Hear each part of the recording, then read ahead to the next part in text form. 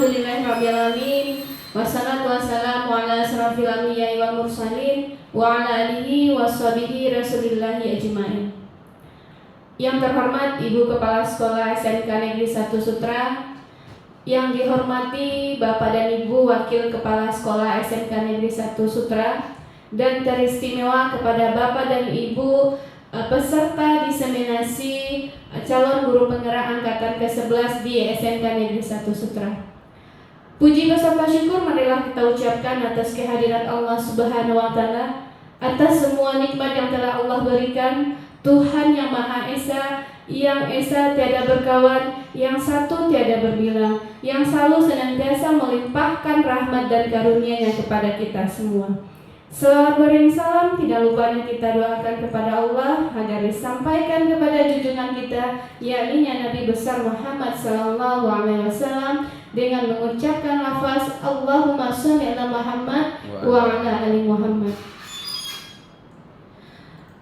Bapak dan Ibu, kembali lagi kita di kegiatan diseminasi penyampaian diseminasi disiplin positif. Untuk mengawali kegiatan kita pada pagi hari ini, marilah kita bersama-sama mendengarkan dan menyimak pembacaan ayat suci Al-Quran yang akan dibacakan oleh Ibu Seni Oktavianti. Kepada Ibu Seni, waktu dan tempat disilahkan.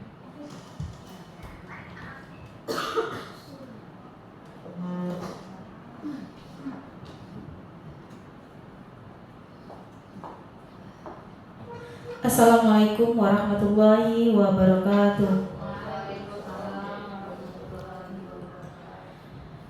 A'udzu billahi minasy syaithanir rajim. Bismillahirrahmanirrahim. Innaman najwa minasy syaithani liyahzunal ladzina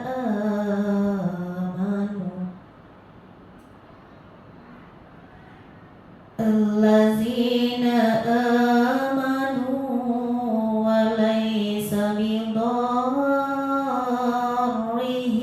syai'an illa biiznillah wa 'alallahi falyatawakkalul mu'minun. Ya ayyuhalladzina amanu idza qila lakum tafassahu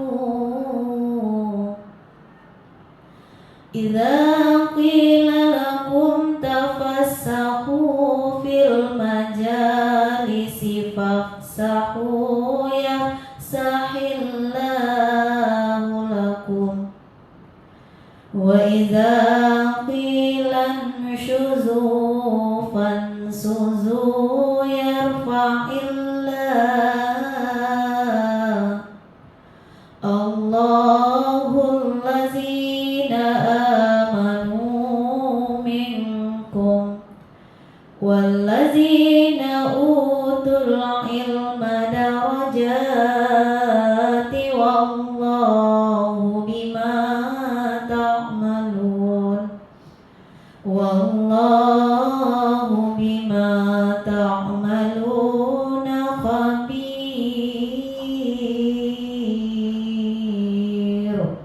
Sadaqallahul azim. Assalamualaikum warahmatullahi wabarakatuh.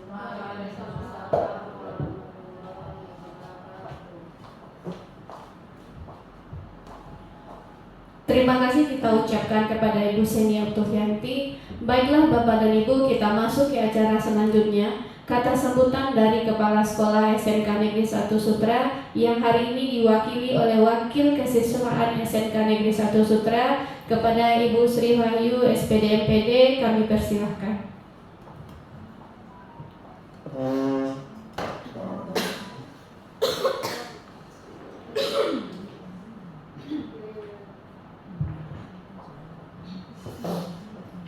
Assalamualaikum warahmatullahi wabarakatuh. Pertama-tama marilah kita ucapkan puji dan syukur atas kehadiran Allah Subhanahu wa taala. Pada pagi ini kita dapat melaksanakan diseminasi dari guru penggerak angkatan 11 tentang budaya positif. Dan tak lupa salawat dan salam kita hadiahkan kepada Nabi besar Muhammad sallallahu alaihi wasallam. Yang kami hormati Bapak Ibu calon guru penggerak, Bapak Ibu majelis guru yang hadir pada hari ini dalam rangka diseminasi budaya positif. Saya selaku perwakilan wakil kepala sekolah berharap nanti bagaimana diseminasi ini membuat kita menjadi pengetahuan yang betul-betul bisa diterapkan di sekolah yang nantinya akan berdampak kepada siswa kita. Baik Bapak dan Ibu, kita masuk ke acara selanjutnya, yaitu acara yang kita tunggu-tunggu, penyampaian dan pemaparan diseminasi modul 1.4 tentang budaya positif yang akan disampaikan oleh Ibu Desri Afriani SPD. Kepada Ibu Desri Afri SPD disilahkan. Bismillahirrahmanirrahim. Assalamualaikum warahmatullahi wabarakatuh. Waalaikumsalam warahmatullahi wabarakatuh. Yang saya hormati Ibu Kepala Sekolah SMK Negeri 1 Sutra. Saya hormati Ibu Wakil SMK Negeri 1 Sutra. Kemudian kepada Bapak Ibu yang telah hadir pada siang hari ini dalam melaksanakan diseminasi modul 1.4 tentang budaya positif. Selawat berserta salam tidak lupanya kita ucapkan kepada Nabi kita, yakni Nabi Muhammad SAW yang telah membawa kita dalam keadaan yang seperti ini. Baiklah, izinkan saya menampilkan hasil dari diseminasi modul 1.4 tentang budaya positif yang telah saya lakukan.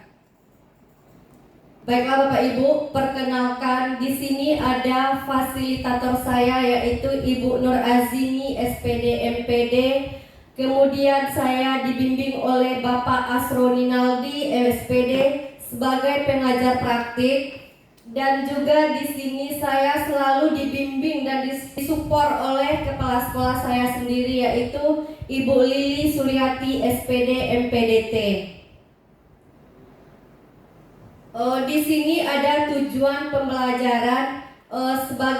Saya sebagai seorang calon guru penggerak, saya menyampaikan pembelajaran dari penerapan konsep inti dari budaya positif serta pemahaman mengenai konsep inti dari modul budaya positif.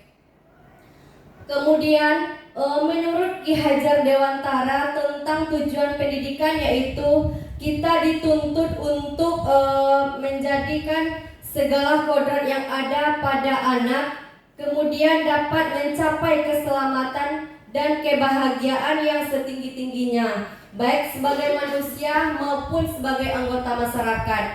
Jadi kita di sini selalu ditumbuhkan atau hidupnya kekuatan kodrat yang ada pada anak yang sesuai dengan kodrat alam dan kodrat zamannya. Bapak Ibu, di sini saya membahas tentang budaya positif. Terlebih dahulu saya minta kepada Bapak Ibu, apa itu budaya positif? Ya, silakan Bapak Nando. Kalau saya menyampaikan apa itu budaya positif, budaya positif yaitu nilai dan kebiasaan di sekolah yang berpihak pada murid agar mereka dapat berkembang menjadi pribadi yang kritis, berhormat dan tanggung jawab sesuai dengan profil pelajar Pancasila. Iya, bagus sekali. Terima kasih Bapak Nando telah memberikan apa itu dari pengertian budaya positif. Nah, di sini budaya positif yaitu di sekolah kita ini dinilai untuk kebiasaan di sekolah yang berpihak pada murid, kemudian mereka dapat berkembang menjadi pribadi yang kritis, sehingga penuh hormat dan bertanggung jawab yang sesuai dengan profil pelajar Pancasila. Di mana di dalam profil pelajar Pancasila itu ada 6 dimensi, Yang pertama adanya beriman dan bertakwa kepada Tuhan Yang Maha Esa dan berakhlak mulia. Kedua yaitu berkebinekaan global. Yang ketiga adanya gotong royong. Yang keempat mandiri. Yang kelima bernalar kritis. Dan keenam berpikir kritis. Kemudian di sini ada 6 konsep yang akan saya bahas. Yang pertama yaitu tentang disiplin positif dan nilai-nilai kebijakan universal. Yang kedua tentang teori motivasi, hukuman dan penghargaan restitusi. Yang ketiga adanya keyakinan kelas. Kemudian adanya restitusi atau segitiga restitusi. Yang keempat adanya 5 posisi kontrol. Yang terakhir itu nantinya ada kebutuhan dasar manusia dan berkualitas.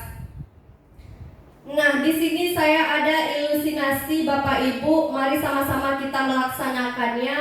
Saya minta kepada Bapak Ibu semua untuk mengangkat tangannya. Silakan Bapak Ibu angkat tangannya terlebih dahulu.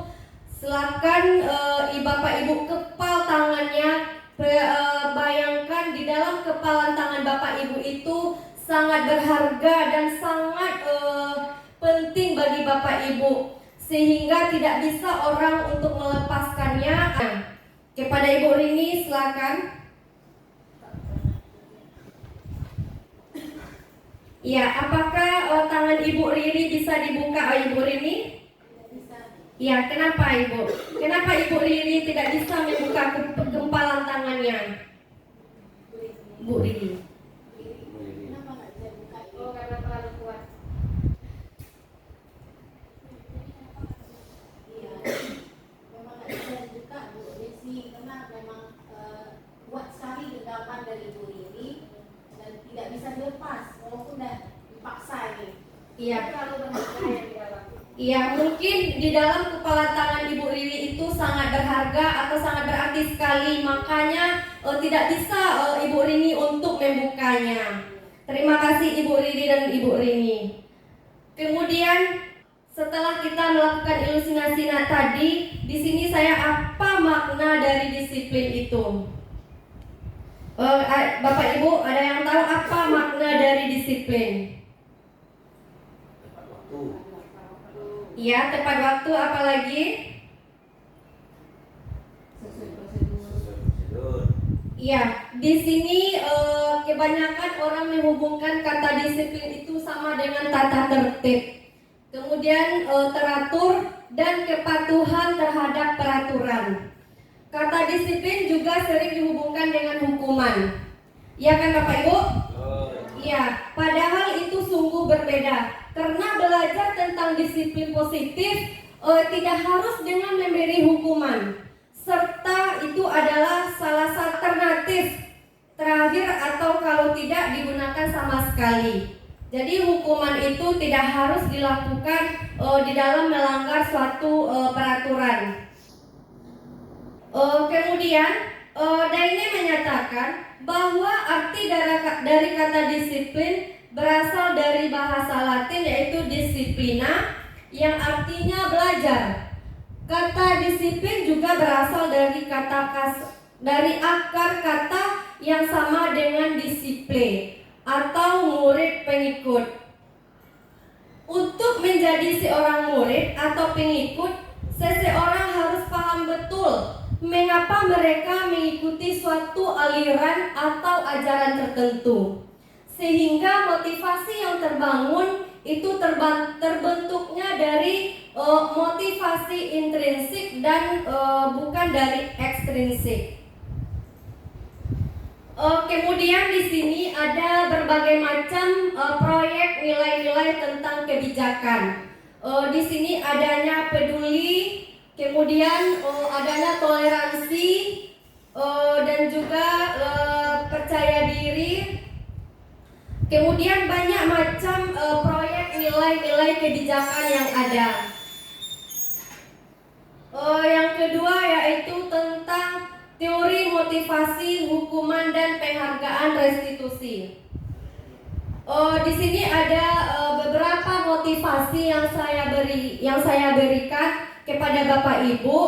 Yang pertama yaitu tentang sebagai seorang guru, saat Bapak Ibu hadir mengajar di kelas tepat waktu, motivasi apakah yang mendasari tindakan Bapak Ibu? Iya, silakan Ibu Nila. Iya, memberikan rasa tanggung jawab. Karena disiplin waktu itu kita berikan kepada murid di kelas, mulainya dari kita terlebih dahulu. Kalau dari diri kita sudah melakukan disiplin, kita akan menerapkan kepada murid di kelas, itu sangat mudah untuk melakukannya. Terima kasih Ibu Nila. Kemudian yang kedua, apakah Bapak Ibu datang tepat waktu karena tidak ingin ditegur oleh atasan, kemudian mendapat surat peringatan ketidaknyamanan, atau Bapak Ibu ingin mendapatkan pujian dari atasan, dapat penghargaan sebagai guru berprestasi? Silakan Ibu Riri. Yang dua Ibu Riri. Iya. Baik, Bu Desi. Jadi pertanyaannya adalah apakah saya datang tepat waktu karena dapat hukuman atau ini mendapatkan penghargaan atau prestasi atau mendapatkan reward dari kepala sekolah? Tentu saja jawabannya tidak. Saya tetap datang ke sekolah karena tugas saya sebagai guru adalah tidak harus mendapatkan reward baik itu dari kepala sekolah atau rekan kerja yang lain. Ya, terima kasih Ibu Riri. Itu penyampaian sangat luar biasa karena kita sebagai seorang pendidik itu tidak harus mendapatkan reward atau penghargaan dari siapapun. Jadi intinya kita harus memulai disiplin dari kita sendiri. Kemudian yang ketiga, manakah motivasi yang paling kuat mendasari tindakan Bapak Ibu, atau bahkan kombinasi dari dua motivasi atau bahkan ketiga-tiganya? Apa Bapak Ibu? Apa motivasi yang paling kuat yang mendasari tindakan Bapak Ibu? Tidak, kedua-duanya. Iya, karena kita belajar sebagai pendidik itu harus panggilan dari hati kita sendiri karena murid kita menunggu kita di sekolah. Iya, terima kasih Ibu Nila. Nah, di sini adanya pengenalan diri. Bila di sekolah Bapak Ibu tidak ada peraturan yang mengharuskan guru datang tepat waktu dan tidak ada surat teguran bagi guru yang datang terlambat, dan tidak ada atasan yang memuji Bapak Ibu, apakah Bapak Ibu akan tetap datang tepat waktu untuk mengajar murid-murid? Ya, jelaskan apa alasannya Ibu Rini? Karena ada nilai-nilai tanggung jawab tadi, kemudian juga untuk menjadi teladan bagi murid kita, kita mulai dari diri dulu. Kalau seandainya kita disuruh siswa untuk disiplin, sementara kita tidak disiplin, itu akan tidak baik ya. Iya, terima kasih Ibu Rini. Itu tanggung jawab yang paling berharga bagi kita sebagai pendidik Ibu. Jadi kita akan menerapkan, walaupun apa yang terjadi, kita sebagai pendidik ini harus menjaga nama baik kita sebagai seorang pendidik. Terima kasih Ibu Rini yang luar biasa penyampaiannya. Nah, di sini ada bentuk identitas gagal dan identitas sukses. Yang mana identitas gagal itu ada seperti bentuk hukuman, dan juga yang bentuk hukuman itu yang akan diberikan kepada murid di kelas tidak harus menyembunyikan sebuah kesalahan yang telah dilakukannya. Kemudian di sini adanya identitas sukses, yaitu adanya konsekuensi dan restitusi. Jadi kita di sini sebagai pendidik untuk murid kita harus memberikan identitas yang sukses. Kemudian di sini hukuman. Berdasarkan bagan yang sebelumnya, kita bisa menyimpulkan bahwa hukuman bersifat tidak terencana atau tiba-tiba. Murid tidak tahu yang akan terjadi dan yang akan dilibatkannya. Kemudian hukuman yang bersifat satu arah itu tidak harus dari pihak guru yang memberikan, dan murid hanya menerima satu hukuman tanpa melalui suatu kesepakatan atau penghargaan dari pihak guru baik sebelum atau sesudahnya. Hukuman yang diberikan bisa berupa fisik maupun psikis.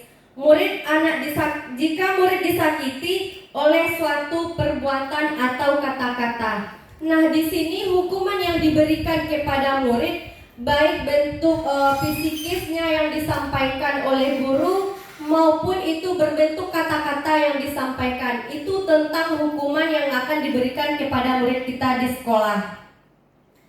Kemudian Bapak Ibu lanjut adanya disiplin atau konsekuensi.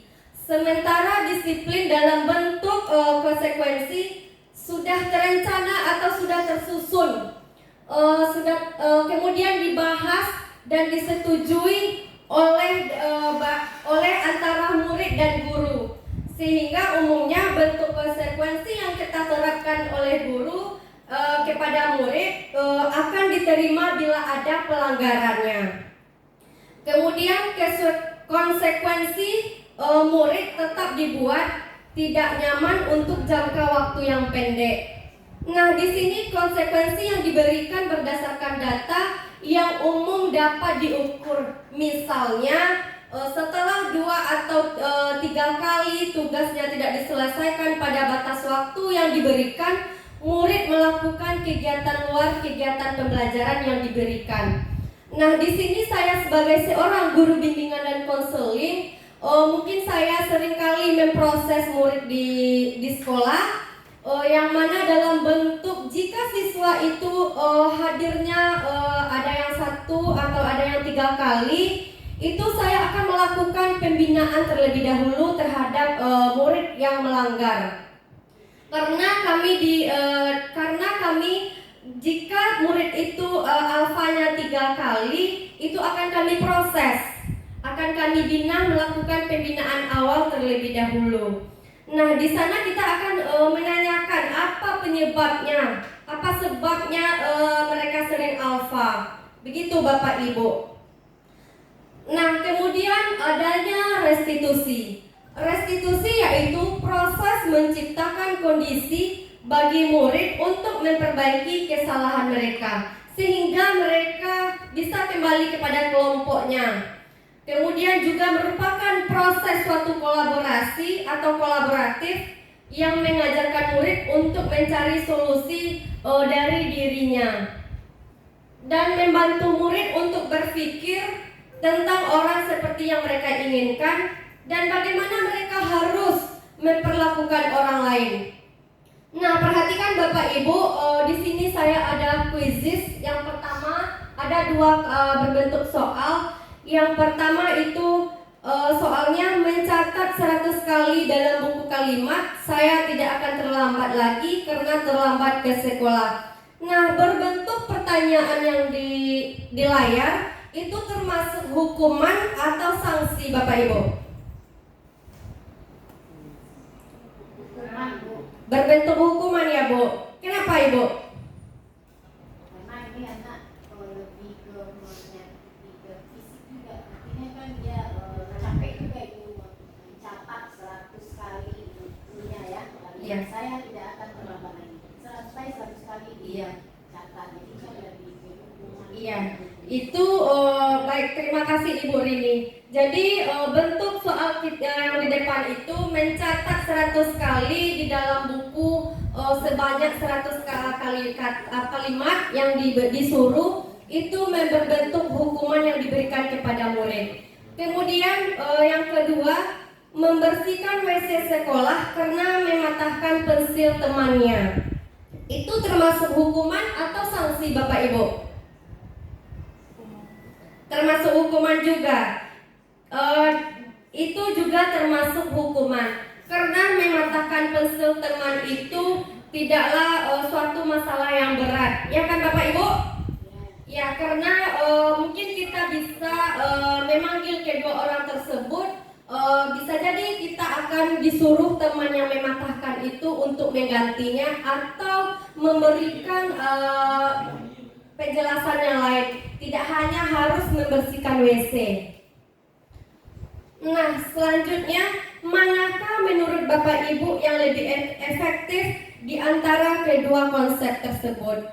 Karena dari kedua konsep tersebut itu tidaklah tidak harus diterapkan karena suatu kegiatan yang diberikan, hukuman atau sanksi yang diberikan kepada murid di kelas itu haruslah sesuai dengan apa. Lanjut Bapak Ibu tentang pembentukan keyakinan kelas. Keyakinan kelas bersifat lebih abstrak daripada peraturan. Kemudian keyakinan kelas berupa pernyataan yang universal. Kemudian keyakinan kelas hendaknya tidak terlalu banyak sehingga mudah dipahami oleh murid di kelas. Kemudian pernyataan keyakinan kelas dibuat dalam bentuk positif sehingga murid di kelas tidak memberikan hal-hal yang negatif. Kemudian keyakinan kelas sebaiknya sesuatu yang dapat diterapkan di lingkungan sekolah. Selanjutnya, semua warga kelas ikut berkontribusi dalam pembuatan keyakinan kelas lewat kegiatan curah pendapat. Yang terakhir, bersedia meninjau kembali keyakinan kelas dari waktu ke waktu. Nah, di sini setelah kita membuat kesepakatan atau keyakinan kelas, setelah keyakinan kelas yang telah kita buat dengan murid di kelas, kita harus memantaunya dari waktu ke waktu. Jadi sehingga apa yang telah kita terapkan kepada murid itu akan tertinjau bagaimana perkembangannya, apakah sudah berkembang, apakah belum. Jadi kita harus memantaunya dari waktu ke waktu tentang keyakinan kelas yang telah kita buat dengan murid di kelas.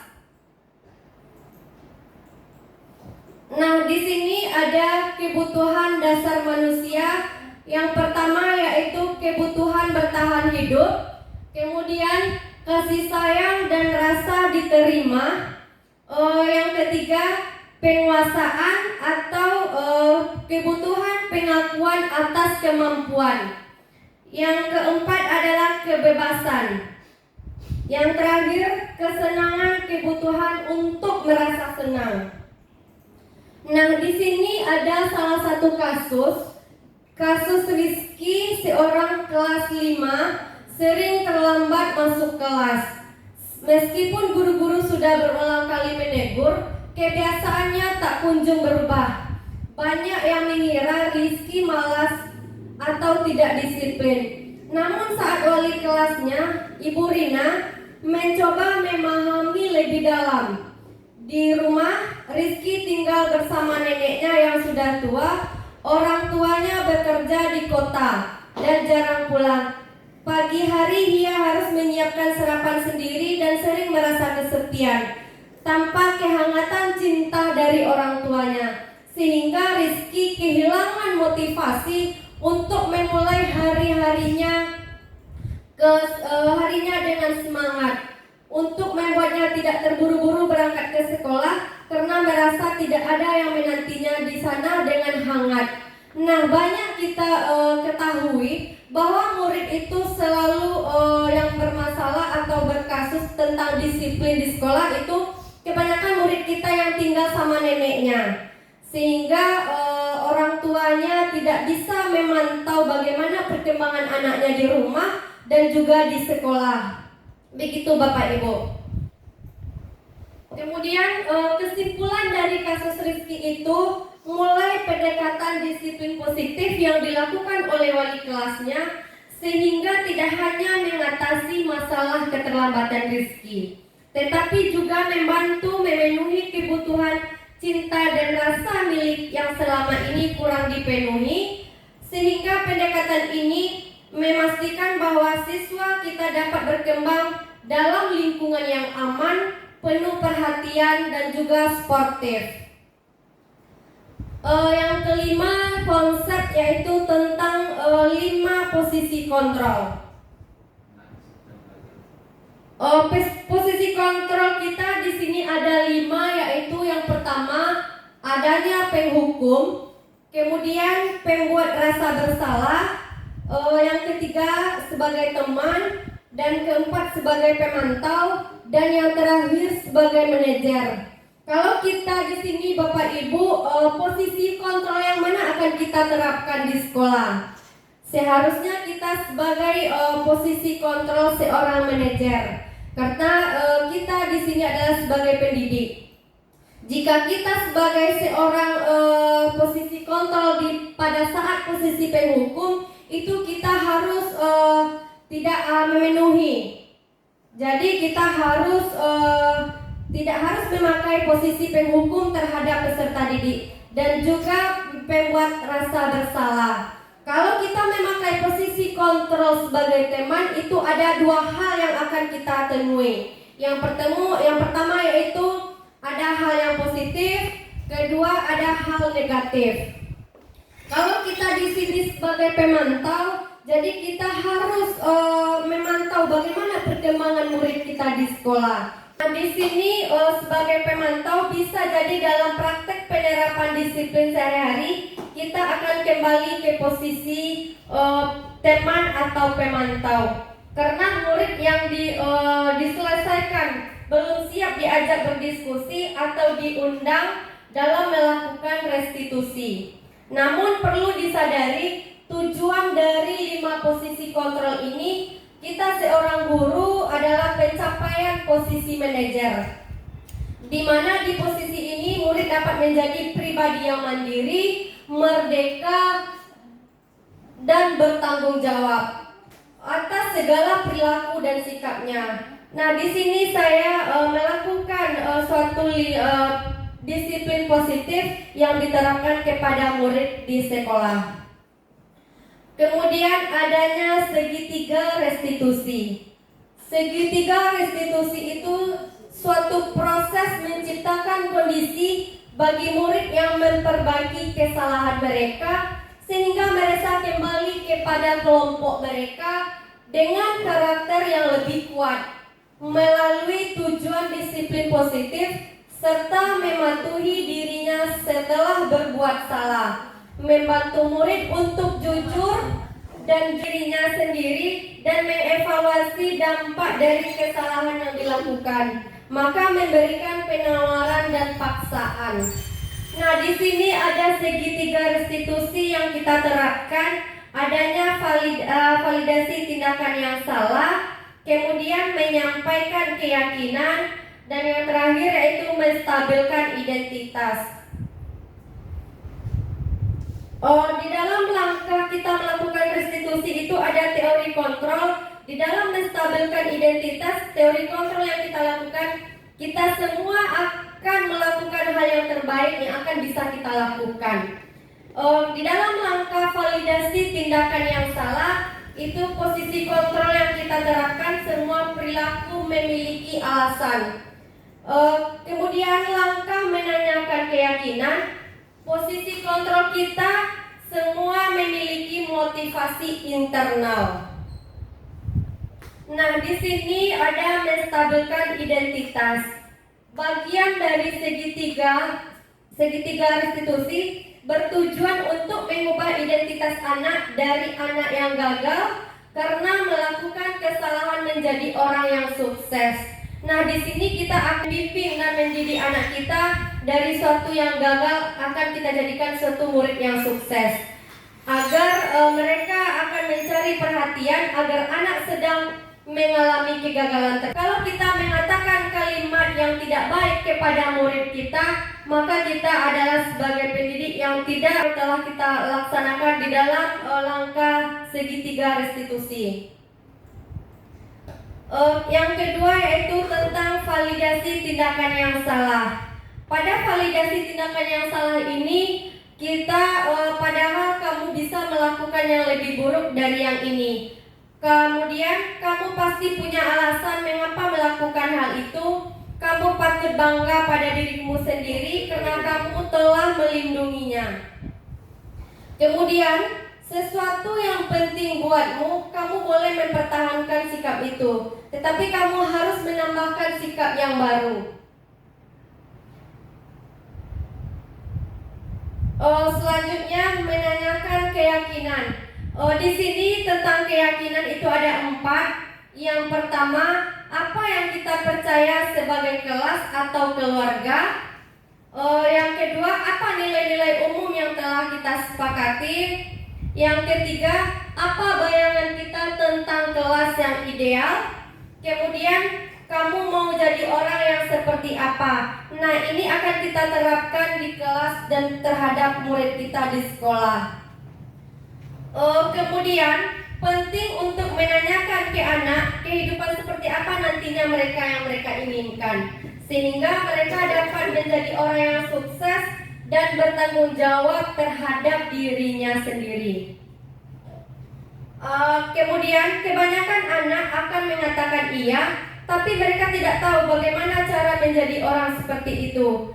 Kita sebagai guru dapat membantu dengan memberi pertanyaan seperti apa jika mereka menjadi seperti itu. Ketika anak sudah mendapatkan gambaran yang kita berikan, maka mereka akan bisa menerapkannya dalam kehidupannya sehari-hari.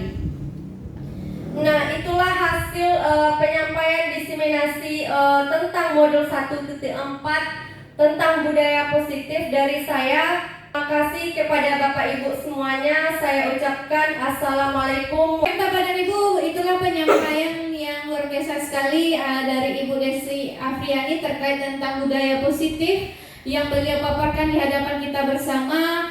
Semoga apa yang beliau sampaikan tadi bisa kita implementasikan di dalam kehidupan sehari-hari, khususnya di SMK Negeri 1 Sutra. Dan marilah kita berikan aplaus yang luar biasa kepada Ibu Desi Afriani. Masya Allah, luar biasa sekali. Baik Bapak dan Ibu, sebelum acara kita tutup, saya memintakan satu orang dari Bapak dan Ibu untuk memberikan refleksi terhadap apa yang beliau sampaikan. Saya minta kepada Bapak Jeki Setiopa untuk menyampaikan refleksinya. Kepada Bapak Jeki, waktu dan tempat disilahkan.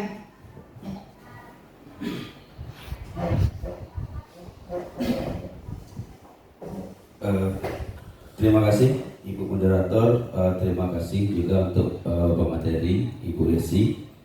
Alhamdulillah, sepanjang materi yang beliau sampaikan tadi itu sangat luar biasa sekali ya, mengenai tentang budaya positif.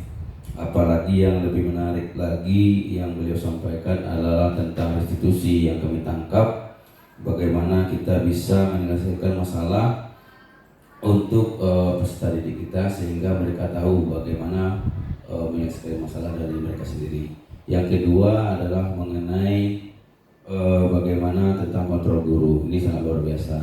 Mungkin itu yang bisa saya sampaikan. Sekali lagi terima kasih banyak kepada pemateri kami yang sangat luar biasa. Semoga ilmu-ilmu yang beliau sampaikan sesuai juga dengan tujuan kita bersama, bagaimana mendidik peserta didik yang lebih baik lagi. Terima kasih banyak. Assalamualaikum warahmatullahi wabarakatuh. Terima kasih kita ucapkan kepada Bapak Jeki Setiopa yang telah menyampaikan refleksinya di hadapan kita bersama terkait dengan paparan budaya positif yang disampaikan oleh Ibu Desi Afriani. Baik Bapak dan Ibu, dengan berakhirnya penyampaian dari Ibu Desi Afriani tadi, maka berakhirlah kegiatan kita pada siang hari ini. Saya mengucapkan terima kasih kepada Bapak Ibu peserta yang telah hadir dalam ruangan ini. Saya akhiri dengan membaca wabillahi taufiq wal hidayah. Wassalamualaikum warahmatullahi wabarakatuh. Waalaikumsalam warahmatullahi wabarakatuh.